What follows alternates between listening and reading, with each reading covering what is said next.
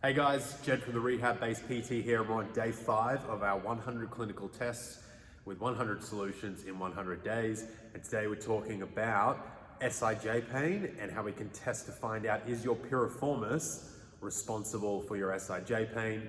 Let's get at it.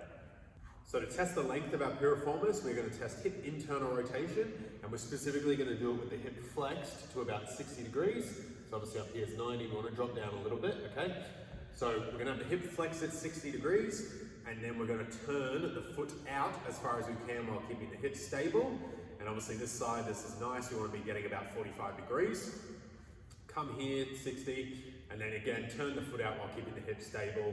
And it's a little bit less, and I can feel a bit of blocking through here, and my hip dips a little bit. I don't have any SIJ pain, but that's kind of what you're looking for, is a big side-to-side difference. The body is asymmetrical by design, but we want the differences to be within 10%. So if you're getting 45 degrees on one side, and you're getting 10 degrees on another side, then that is probably indicating that that piriformis on that side is extremely tight. And the reason piriformis being tight and how that causes SIJ pain is that the piriformis attaches from the sacrum, which is one bone that makes up the SIJ, the SI joint, the sacroiliac joint, sacrum-ilium joint, okay? That's kind of how we work our way back to the origin. But that means then, obviously the sacrum is the sacrum in the sacroiliac joint. It's one of the bones in the joint, okay?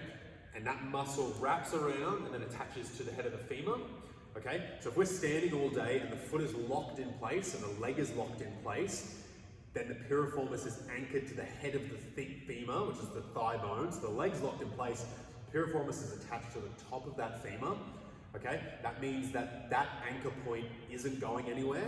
So if we're standing, what's gonna happen then is if the piriformis is extremely tight on one side, because it attaches to the sacrum as well, but the thigh bone is locked in place, it's gonna be pulling the sacrum around. So it could either be compressing one side of the SI joint, which would be the same side the piriformis is tight on, or we could be stretching the SI joint on the other side from where the piriformis is tight, because obviously the sacrum is being pulled and there's a bit of a distraction and gapping going on here. And you can imagine if you're standing all day or walking all day, every time this leg, where the piriformis is tight, comes in contact with the ground and the thigh bone is then anchored in place, there's a huge uneven distribution of force on the SIJ, and obviously it's going to start to get pissed off.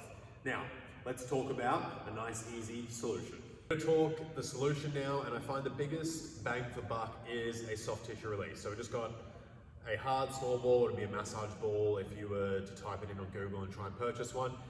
This might be too much for some people, because when I say too much, I want the intensity of the release to be such that you can big belly breathe, so you can breathe deeply into your stomach.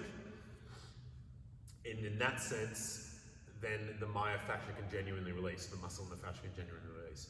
So if it's too intense, some people will kind of seize their breath and they won't be able to relax into it, because you need to be able to breathe into your belly and exhale, and then we're going to sit deeper into the ball. And that way we're going to get deep into the fibers, and we're going to let the nervous system know, hey, it's all right, you can relax that piriformis. So you might have to start with a softer ball and then slowly progress your way to a harder ball. Sweet. So ideally we want to do it for 2 minutes total, but for some people it can be so painful. So you can start at the very minimum with just 5 big belly breaths. But on the exhale, we really need to relax and try best to sink into that ball.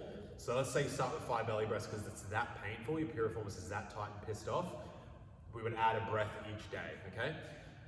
Now, for those of you who can do the 2 minutes, then do the 2 minutes. So what we're gonna do is we're gonna find the top of our thigh bone, which is where the piriformis attaches, and then we're gonna find our sacrum, which is the flat bone at the base of our skull, which is where the piriformis also attaches. So it runs along there. As we were saying, if it's tight, it's going to be pulling and shearing forces on the SIJ. So we want to find the midpoint of that in here, in the soft tissue, and that's going to be our starting point. And then once we're on top of the ball, we can then kind of camp, move around and find where we're going to need it. And you'll know where you need it because you'll feel it. So once we get a little bit on top of it, we are then going to safely bring our leg up over our knee, and we're going to camp around until we find it. And for me, it's right there. So I'm going to breathe in.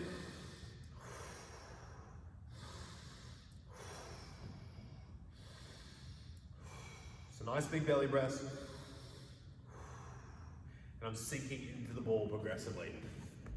As I said, 2 minutes or 5 belly breaths and out of breath each day. We want to do that for about 4 weeks and see if that gets rid of our SIJ pain. And now that's the soft tissue mobilization. If you want to take it a step further, we can then integrate it into a bit more of a dynamic stretch, which I'll show you now. Right, so we've just done some soft tissue release using the ball. What we want to do now is try and integrate it into some sort of dynamic movement, because that will give us the biggest return on investment, because we're again giving the nervous system another input to go, you know what, we can release the piriformis and then we can gain more external rotation and lengthen the piriformis in a way that the body has control of that length. And what I mean by that is, it's an external rotator. So if we get into an external rotation position, this might be enough of a stretch for some people because of how tight they are. And then what we're going to do is come down and stretch into that back pocket, but then we're going to use our glute to drive up. So kind of coming down into a stretch position, and then we're doing somewhat of a hip thrust to get ourselves up. Obviously you're going to use a bit of that support leg, but the point is at the top here that I'm squeezing and driving my hips up. So I get a good little stretch down here, and then I drive up. And for those of you who start to progress and really take this on, you can then start to raise the height there, and you'll get more and more length in your piriformis. And you might want to start with 5 reps and add a rep each day, okay, until you get to 10 reps. And then maybe you might slightly increase the height, drop back down to 5 reps and build up to 10, and so on and so forth. And again, do that over a period of 4 weeks and see if that starts to help with your SIJ pain.